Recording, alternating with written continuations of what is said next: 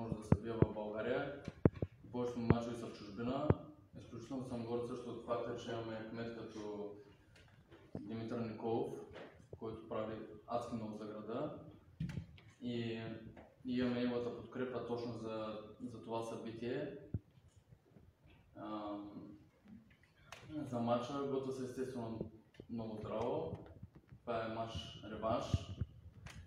Загуба, която според мен не беше загуба.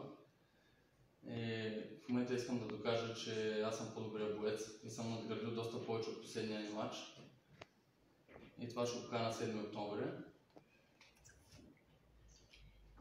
Само да допълня, матча между тях беше със съдийско решение в полза на румънския опонент.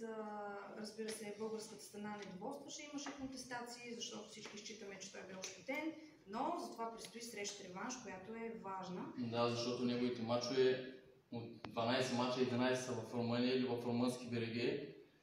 Има победи срещу точно 3 имена. Едното съм аз, Каял Джаниев и Динан Салвадор. И трите са му загуби. Единственият матч, който му извън румънска верига или извън Румъния, и той му е истинската загуба. Това му е в Говори, първата среща. Така, не можем да преведем веднага, но това беше един шамар към Сорин Кайлюк. Няколко думи и от него.